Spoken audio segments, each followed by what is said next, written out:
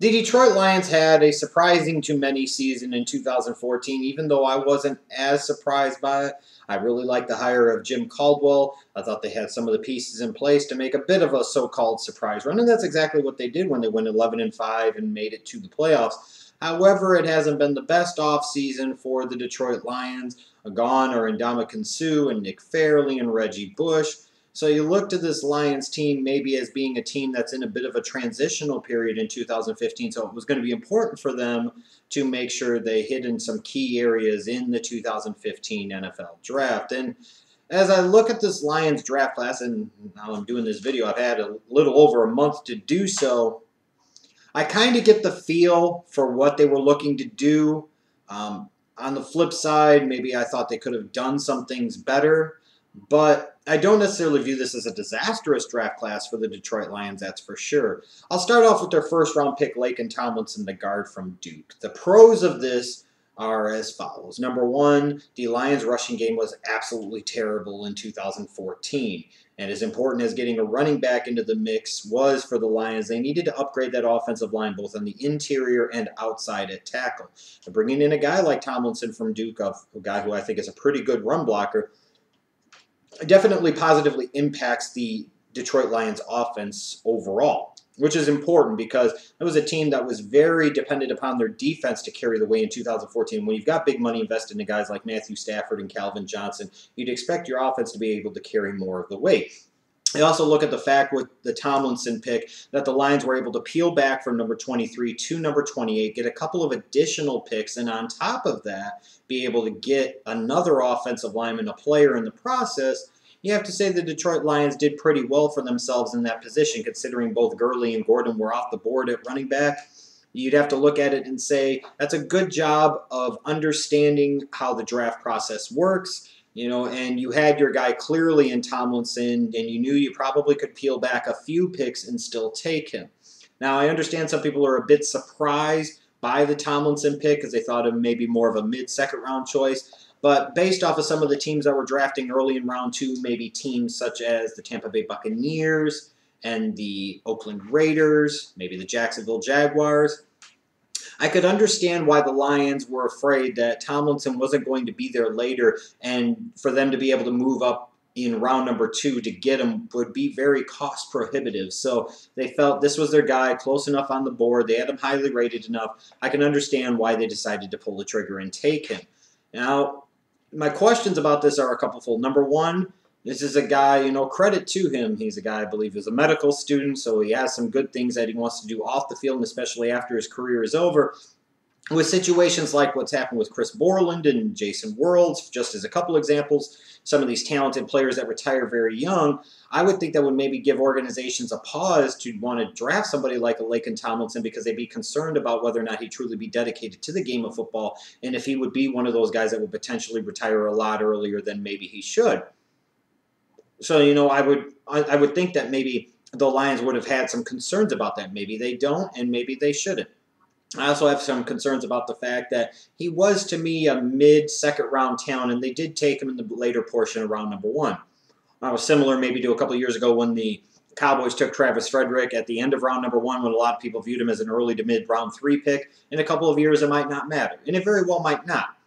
It's just that right now, when I look at that pick of Laken Tomlinson, I thought there were maybe better options on the board, especially somebody like a Malcolm Brown, the defensive lineman from Texas. It's not just the fact that it was a huge need. You could argue it was Detroit's biggest need, with losing their franchise defensive player in Ndamukong Suh in free agency to the Dolphins and their former first-round pick from 2011, Nick Fairley, leaving in free agency to go to the Rams.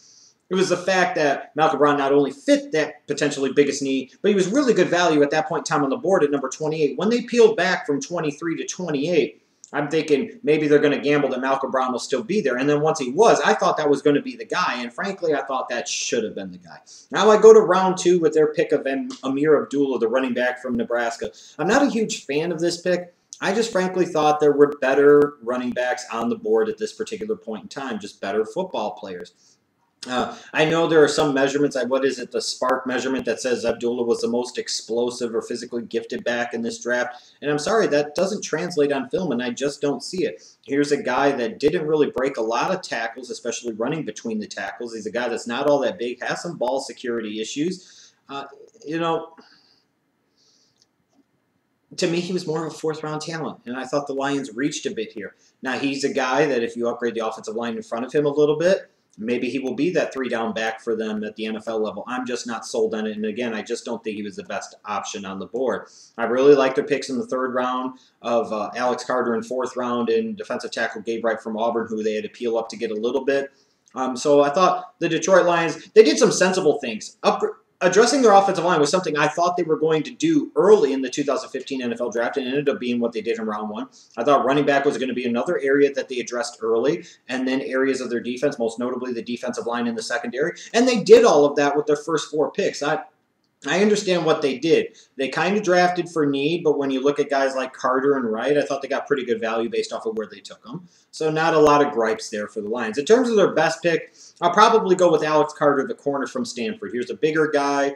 You know, the Lions have some younger players in that secondary outside, but I don't know if they're all that particularly good. This has been an area they've needed to address for the past couple of years. Again, they didn't address it with the super high pick, but I like Alex Carter. I think he might have some potential to play safety for them as well. I think in terms of everything, when you look at where he was picked, the value of the pick, I think Carter was their best pick. A pick that could surprise to me is a guy like Gabe Wright from Auburn. Here's a kind of 3-technique, penetrating tackle, you know, type of guy that maybe is nothing more than a rotational, situational player, but could develop into a starter. And in Detroit, he's going to have that opportunity to get some playing time. He's going to have that opportunity to make an impact right away. So I think he's a guy that could end up outplaying his draft position. In terms of second guessing, I do second guess them taking a fullback like Michael Burton from Rutgers in the 5th round. I just don't know where that was really necessary, although he's a really good run blocker, and I understand that the Detroit Lions really needed to upgrade their running game, and one way to do that is by improving the blocking in front of your running back. So I understand that. Now, on the flip side of that, I have to sit there and say that I still question them taking Tomlinson over Malcolm Brown. You know, again, Tomlinson probably was going to be there in round number 2. I didn't think Tomlinson was the best player available on the board, and most certainly wasn't the best player available at a position of need. I do second guess them taking Ameer Abdullah as well, because again, I didn't think he was the best player on the board, and I most certainly didn't think he was the best running back on the board, and I just thought there were better players available at that position that fit their system better. I could be proven wrong, and sometimes I will be when it comes to these running backs, because it's hard to know how they fit and how their skills translate to the NFL level. In general, though, I thought the Lions did an okay job. Tomlinson will be a year 1 starter. Ameer Abdullah will probably be a year 1 starter. Carter and Wright could be future starters down the road, and Michael Burton could be a guy that starts right away from them at fullback. You know, even guys like Quandre Diggs and Corey Robinson. I thought the Lions did a good job in this draft of not really missing on anybody. I don't know if they hit any home runs, but they got a lot of singles and maybe a couple of doubles, maybe even a triple in there. That's a good, solid draft class. So overall, I have to give the Lions maybe a grade of like a C+ here. They could have maybe done a little bit better, but they most certainly could have done a whole lot worse.